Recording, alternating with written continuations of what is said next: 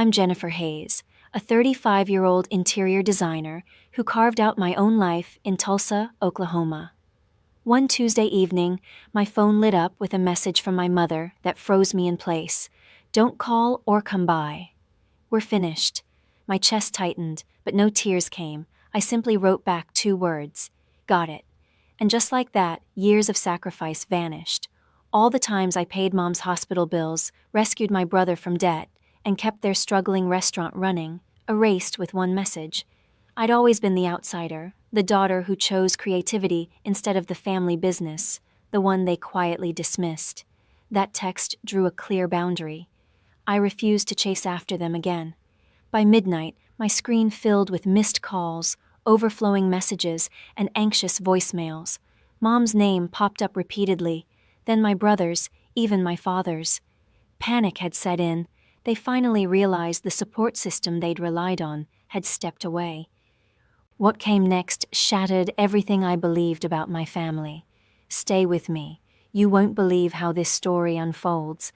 And if you've ever been shut out by your own family, please tap like, share your experience in the comments, and subscribe so you don't miss what happens next. Growing up in Tulsa, our family looked like a picture of the American dream. My dad was a hometown success story, turning a single diner into a small empire of restaurants. Mom had once worked in banking, but gave it up to support him. She kept the household running and softened his temper when business stress got the best of him. My younger brother Brandon, 4 years my junior, was the pride of the family, the one destined to inherit everything our parents had built.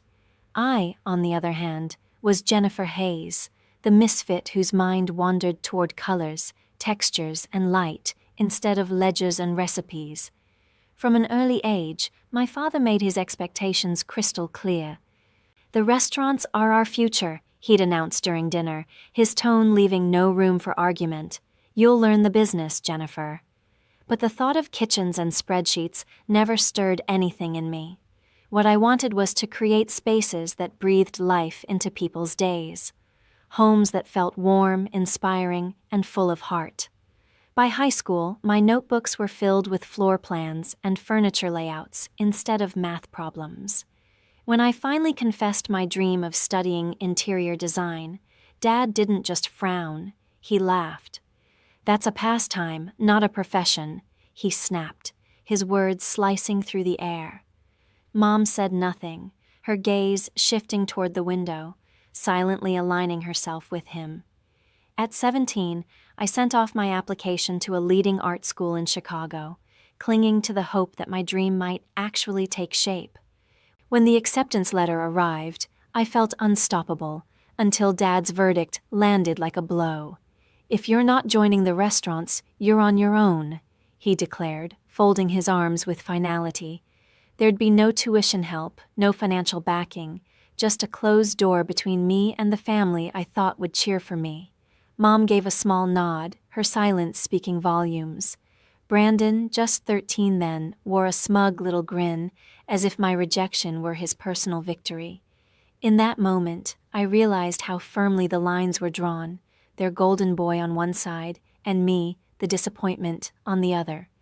I juggled 2 jobs, waiting tables and tutoring, to fill the gaps my scholarships couldn't. Long nights, endless shifts, and the weight of student debt became my normal. Dad never once asked how I was managing, and Mom's occasional "I'm proud of you" rang empty when she'd immediately turn to gush over Brandon's half-hearted efforts at the restaurants. He was untouchable. Skipped school? Forgotten orders? It didn't matter. Excuses were always ready for him. I'll never forget one Christmas when I came home from college. Brandon forgot to lock up one of the restaurants, and thieves stole thousands in equipment and cash. Dad brushed it off with a shrug. "He's learning," he said, the same night he scolded me for missing a family dinner to finish a design project. That was the rhythm of our family. His failures forgiven, my ambition criticized. And with every passing year, the distance between us widened. Dad's gaze fixed solely on the son he believed would carry his empire, even though Brandon couldn't care less. Mom mirrored Dad in everything, her affection saved almost entirely for him. I tried to keep our bond alive, weekend calls, sending photos of my sketches, but she was always distracted, her tone distant. "Brandon's been helping at the restaurant," she'd say, as if that simple act made him a hero. I wanted to shout, "What about me?" But instead, I held it in, convincing myself that someday they'd recognize what I'd achieved. By the time I earned my degree, though, the divide was obvious. Back in Tulsa, I'd built a solid reputation, designing boutique hotels and high-end homes, yet every family gathering revolved around their business. "When are you going to join us?" Dad would ask, as if my career were nothing more than a passing phase. Brandon would snicker about my fancy sketches, and Mom would smile along, never once stepping in. Their favoritism had become a barrier so solid it felt like I was shouting through glass. In hindsight, those years were the foundation for everything that came next. I spent so long trying to win a place in their world, to prove I was worthy of their pride, but the harder I worked, the more I realized the truth. Brandon was their chosen one, and I was merely the spare they never wanted to need. After finishing art school, I poured everything into my interior design career. My years in Chicago had expanded my vision. I'd learned that spaces could tell stories, not just hold furniture. When I returned to Tulsa, I started small, redesigning neighborhood cafes and transforming old diners into warm, welcoming places people wanted to linger in. My first real breakthrough came at 27, when a boutique hotel chain hired me to reimagine their lobbies across Oklahoma. I focused on sleek lines, cozy textures, and a quiet sense of sophistication, and people noticed. Before long, high-end restaurants and homeowners were reaching out, and my name, Jennifer Hayes, began showing up in local design magazines and blogs. By 30, I was landing six-figure contracts and earning a reputation as Tulsa's designer for refined, modern interiors. But while my career flourished, life at home told a different story. About 5 years ago, Mom's health took a serious turn. Doctors were blunt. Her treatment would be long, difficult, and unbelievably expensive. Dad's restaurant business was already struggling under rising costs, and their insurance barely covered a fraction of what she needed. I didn't think twice. I transferred the money to cover her hospital bills, specialists, and medications. "We'll pay you back," Dad said curtly over the phone, but I knew repayment would never come. Mom's only response was a brief text. "Thank you, Jennifer." No call, no warmth. It hurt, but I kept reminding myself I was doing it for her well-being, not for their approval. Then there was Brandon. My brother, still in his late 20s, had launched a food truck business that collapsed almost as soon as it began.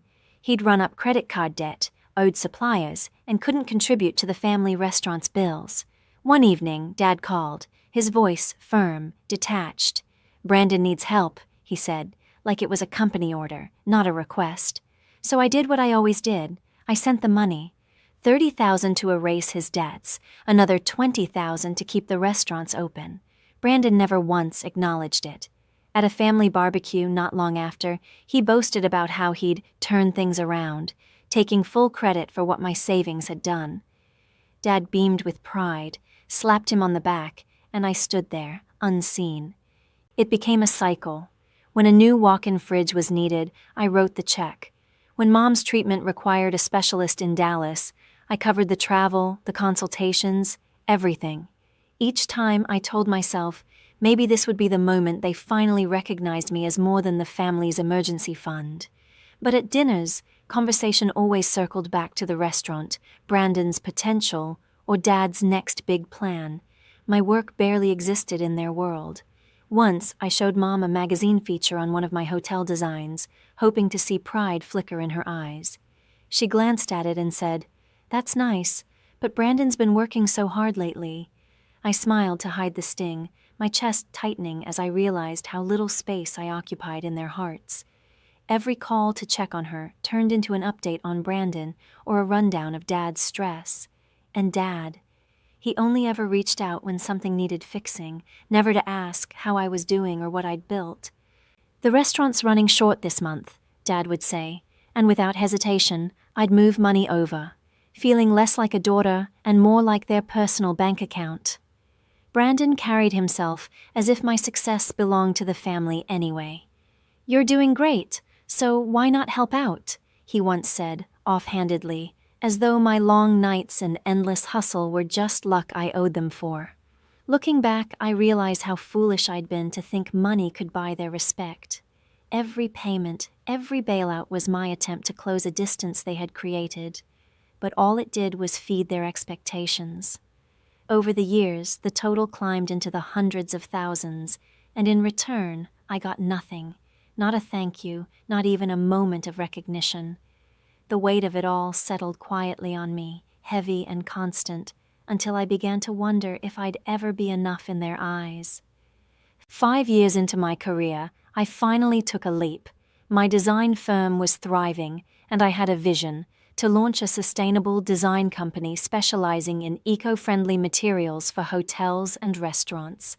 It wasn't a whim.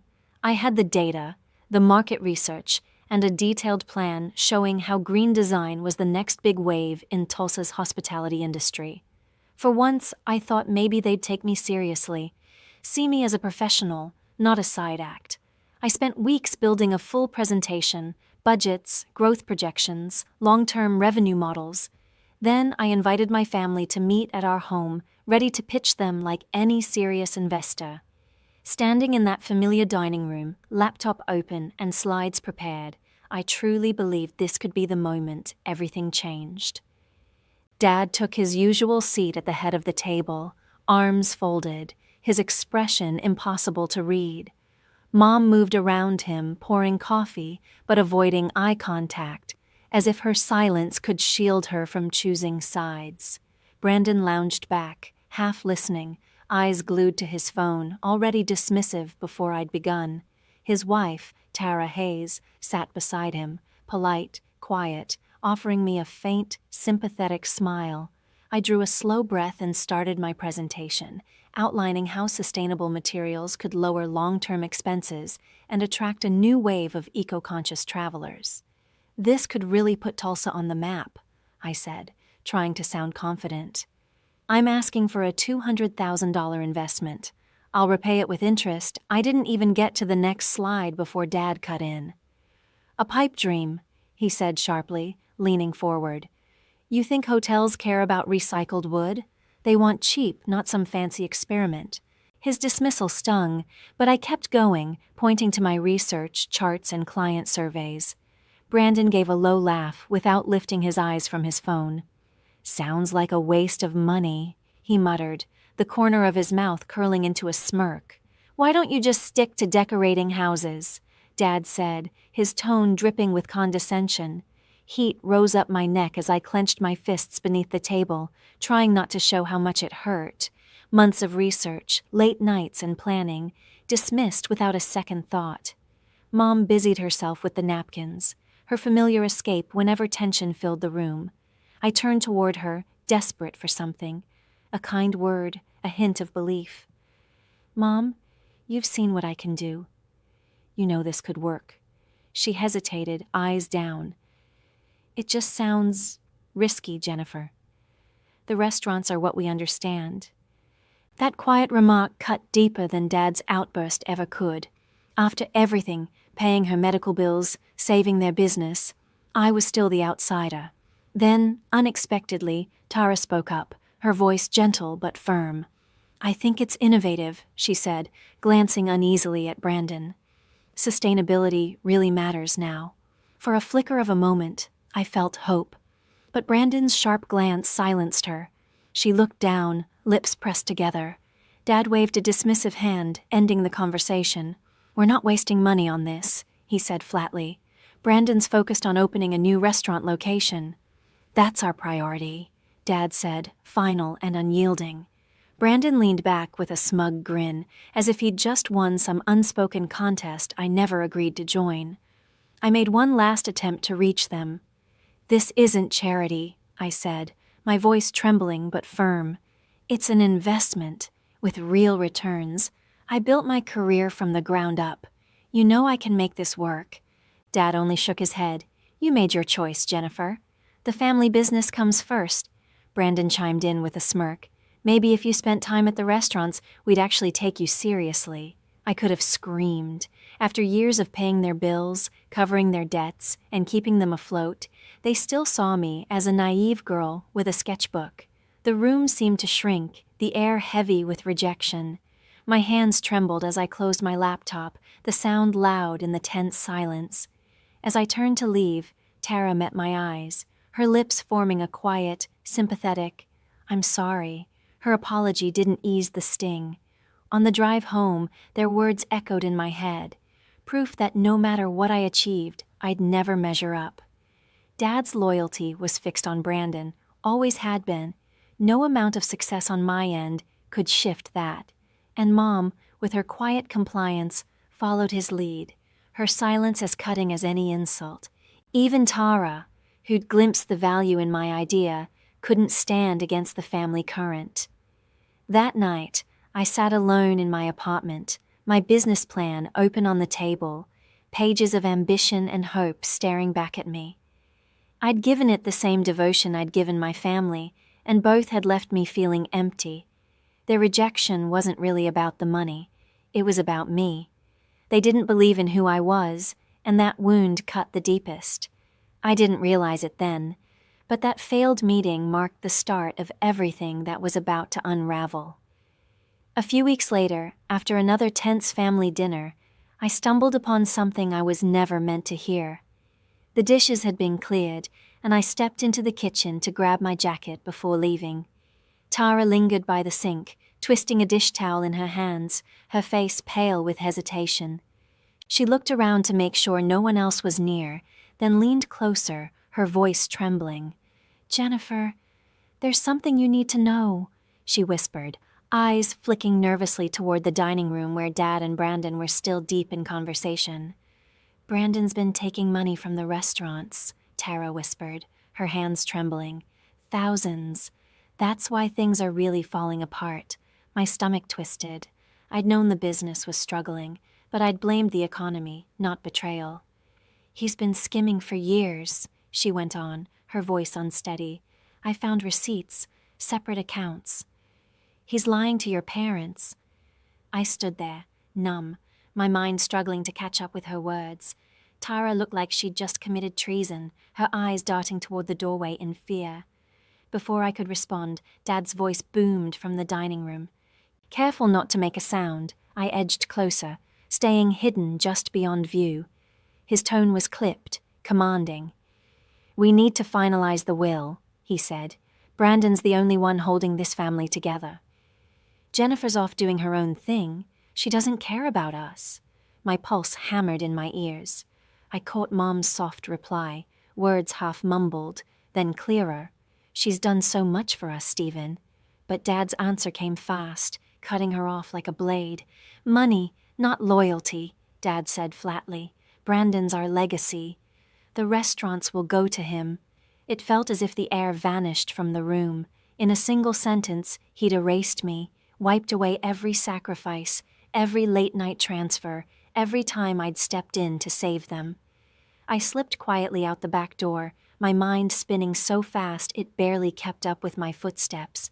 Driving home, the pieces started falling into place. Tara's trembling confession, the missing funds, Dad's unwavering devotion. All those years I'd paid Mom's hospital bills, cleared Brandon's debts, and rescued the restaurants from collapse, only to be branded unfaithful. Now it made sense. The constant short months, the unpaid vendors, the pleas for more money. Brandon had been siphoning it all along, and instead of holding him accountable, they were rewarding him, handing over everything I'd fought to preserve. The betrayal seared through me, but I couldn't face them.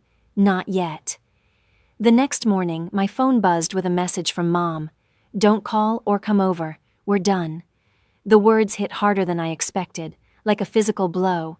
My hands shook as I read them again and again. This wasn't about the will anymore. It was personal. Mom, the one I'd clung to through everything, had chosen to cut me out completely. I typed, "Got it," and pressed send before doubt could creep in.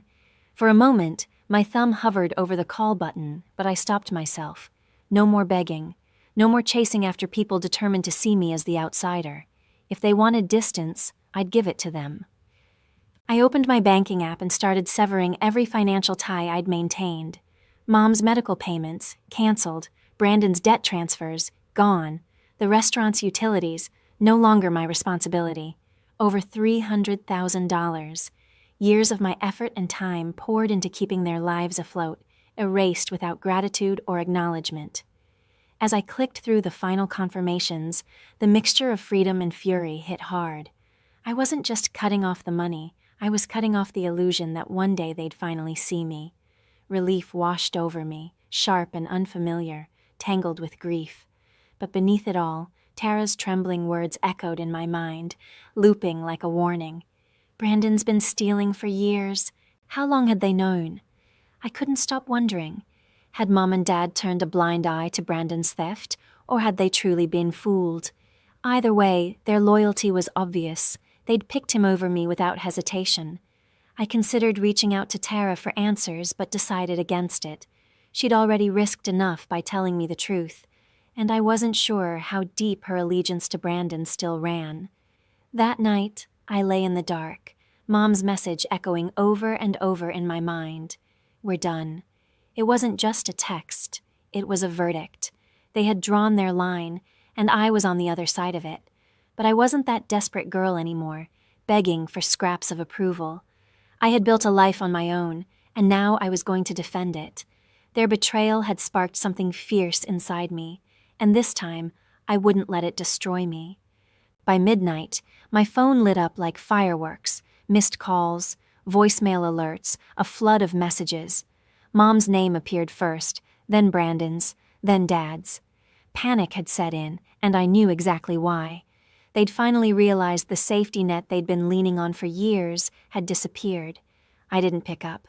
I just sat there on the couch, watching the phone light up again and again, every vibration tightening the knot in my stomach. For years, I'd been the one holding them together, the one keeping everything from collapsing. Now that I'd finally pulled the plug, the cracks were showing. Fast. Brandon's first voicemail came through sharp and bitter. "You think you can just walk away, Jennifer?" he snapped. "You're selfish, leaving us hanging like this." Selfish. The word almost made me laugh. After everything I'd paid, everything I'd sacrificed, I was the selfish one? The restaurant still standing because of me, his debts wiped clean by my money. And yet he had the gall to paint himself as the victim. The next message was colder, his tone calculated. "You'll regret this," he said quietly. "We'll take legal action if we have to." I deleted the message, my hands calm even as my pulse raced. Legal action? For what? Keeping them afloat all these years? The irony was almost laughable. Then came Mom's texts, one after another, a torrent of guilt and blame. "How could you do this to me, Jennifer?" one read. "After everything I've been through, you're abandoning your own mother." Another followed. "I raised you better than this." I stared at the screen, each word a deliberate twist of the knife. She'd always known how to hit where it hurt, using those late-night conversations we once shared as emotional leverage. What used to feel like love now looked like control. I didn't respond. I couldn't. I refused to be pulled back into that cycle of guilt and obligation. Around 1 a.m, my phone rang again. Dad's number this time. I let it roll to voicemail. His voice burst through the speaker, loud and commanding, the same tone that had ruled our household for decades. "Jennifer, you need to fix this," Dad said, his tone clipped and cold, as if I were a worker who'd made a mistake on the job. "The restaurants can't survive without your help." "You owe us that much?" "Owe them?" I'd given them more than $300,000, countless hours, and pieces of myself I could never get back. They'd erased me from their will, dismissed my accomplishments, and crowned Brandon their heir despite his lies. And still, I was the one in debt. I saved the voicemail, not out of remorse, but as proof, a record of who they'd chosen to be. By sunrise, the messages were still flooding in. Brandon texted again, his words as predictable as they were cruel. "You're tearing this family apart. This is on you." I could picture him pacing, phone in hand, furious that his lifeline had finally been cut off, angry not at his own deceit, but at me for refusing to clean it up this time. Tara's name flashed on my screen once. No voicemail, no text. Just a missed call that lingered like a question I wasn't ready to answer. I wondered if Tara was trapped between loyalty and conscience, aware of Brandon's lies but too afraid to speak up again. Then Mom's next voicemail came, her tone softer now, almost trembling. "Jennifer, please," she said, her voice breaking. "We're family. You can't just turn your back on us." For a split second I wanted to believe her, but the memory of her earlier text, "We're done," burned too deeply. Family didn't cut you off like that, not after everything. Later that afternoon, Dad called again. Against my better judgment, I answered, hoping he might finally acknowledge what they'd done. Instead, his words came like commands. "You're putting your mother's health at risk," he said sharply. "Her treatments are expensive and the restaurants are barely staying open. You need to step up." Not a mention of the will, of Brandon's theft, of the years I'd sacrificed. Just more demands. I tightened my grip on the phone, forcing my voice steady. "I've stepped up for years, Dad," I said quietly. "I'm done." There was a beat of silence before he replied, "You'll change your mind once you see what this does to us." I ended the call without another word, the click final, my resolve like stone. But the messages kept coming. Brandon's next one was pure spite, a thinly veiled threat. "Everyone will know how you betrayed us," he wrote. "They'll see what you've done." I stared at it, realizing just how far he was willing to go to protect his lies. He wrote again, and I couldn't help but roll my eyes. Betrayed them. The irony was almost unbearable. After years of carrying their burdens, that was the story he chose to tell. Then another message came from Mom, this one dressed in nostalgia. "Remember when I helped you with your first sketches?" she wrote. "I've always been there for you." But she hadn't. Not when I needed her to defend me. Not when they mocked my ambitions or dismissed my success. Her support had always come with conditions, and now even her memories felt rewritten to serve her guilt. I said nothing. Every message, every voicemail was just another attempt to drag me back into their chaos, not because they missed me, but because they needed what I provided. For the first time, I saw it for what it truly was. I opened my banking app again, scanning the list of canceled transfers. Mom's medical payments, gone. Brandon's debt relief, over. Dad's restaurant bills, no longer my concern. Years of trying to buy their approval had led me here, and in that moment I finally understood. It was never respect they wanted. It was control. It was control. That's what it had always been. And I was finished giving it to them. By the end of the week, their panic had turned into chaos, messages swinging between anger, guilt, and threats. But I stayed firm. My decision wasn't revenge, it was self-preservation. I wasn't their lifeline anymore. I was Jennifer Hayes, and I was done being their backup plan. A week later, I agreed to meet them at a small cafe in Tulsa. One final conversation, not for reconciliation, but closure.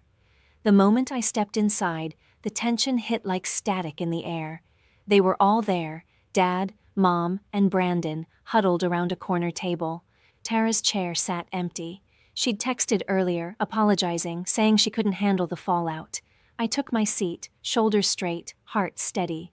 Gone was the version of me that craved their approval.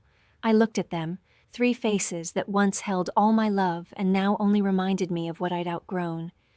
"I sold my sustainable design project," I began, my voice even and deliberate. "A national firm bought it for $1 million. Their eyes snapped to me, wide, stunned, but I didn't give them time to recover. "I built that from the ground up," I said evenly, "without your money, without your backing, and in spite of every doubt you threw at me." Dad's jaw tightened, the muscle along his cheek twitching. Mom lowered her gaze to the table, and Brandon shifted in his seat, fidgeting like a child caught in a lie. I leaned in, my voice calm but firm. "I gave you everything, my time, my money, my trust, and you threw it away. You chose Brandon over me, even after he stole from you." I stopped short of mentioning Tara's name. She didn't deserve the fallout. Brandon's face flushed crimson. "You're lying," he snapped. "You're just jealous. You want to drag us down because you can't stand seeing me succeed." I met his glare without blinking. "The receipts don't lie, Brandon. I know exactly what you did." Mom's hand shot to her mouth, eyes wide, but she stayed silent. Dad's response came sharp and fast, his voice cutting through the air. "You don't get to judge this family," he said, his tone full of the authority he thought still worked on me. "You walked away from the family business," Dad shot back. I let out a short, bitter laugh. "I walked away? No, Dad. You pushed me out. You erased me from your will and called me disloyal." Mom leaned in then, her voice soft, trying the same tone she'd always used to smooth things over. "Jennifer, we're your family. You can't just turn your back on us now." I met her eyes without flinching. "You turned your back first, Mom. That text, 'We're done,' that was your choice." She winced, tears pooling, but I didn't let it move me. "I'm done being your safety net," I said evenly. "I deserve respect, not guilt trips. If you can't give me that, then we're finished." Brandon gave a low scoff, leaning back in his chair. "You think you're better than us? You'll come crawling back when you realize what you've lost." I just shook my head, calm now in a way I'd never been before. "No, Brandon," I said quietly but firmly. "I won't." I rose from my chair, the legs scraping against the tile, the sound sharp in the tense silence. "This is it," I continued. "No more money. No more phone calls. No more second chances." Dad's expression hardened, his voice cold. "You'll regret this, Jennifer," he said, the same words Brandon had thrown at me a week earlier. I didn't reply. I simply turned and walked out, the door swinging shut behind me. My chest felt heavy, but for the first time in years, I could breathe. I didn't look back. A year later, word of what happened reached me through friends in Tulsa. The family restaurants had gone under. Bankruptcy filings, closed doors, debts they couldn't pay without the safety net I'd once provided. Brandon's secret accounts were uncovered, and the lawsuits followed. Vendors dragged him to court, and the truth finally came out. Years of theft buried under excuses and charm. Mom and Dad faded into seclusion, their empire reduced to nothing but memories and regret. Tara, I later learned, had left Brandon and started over somewhere new, far from the wreckage. I never called, never checked in. That part of my life was finished. I channeled everything, the pain, the lessons, the strength, into growing my design firm, finally building something that was entirely mine. The sale of my project opened doors I'd only dreamed of before. I expanded my business, built a team, and began working with clients overseas. My life wasn't flawless, but it was mine, created on my terms, not shaped by their control. I found real peace in setting boundaries, in finally choosing myself over a family that had never truly chosen me. The ache of their betrayal never vanished completely, but it stopped steering my life. With time, I realized something essential. Respect begins within. I had spent years chasing their approval, convinced I needed to prove my worth through sacrifice and success. But no amount of money or effort could rewrite the story they'd already written about me. Walking away wasn't selfish. It was survival. It was how I learned to recognize my own value and to stop fighting for love that had conditions. If you're hearing my story, I hope you carry this with you. Family shouldn't be a lifelong test of endurance. It should be a bond that uplifts, not one that drains you, and when it stops being that, you have every right to step away. Thank you for listening, for sharing this moment with me. Telling this story hasn't been easy, but it's the truth, and it's mine. I'd love to know what you think. Have you ever had to draw the line with your own family? Share your experience in the comments. I'd love to hear how you handled it. Your stories matter, and I'm truly thankful for each of you who stayed until the end and listened.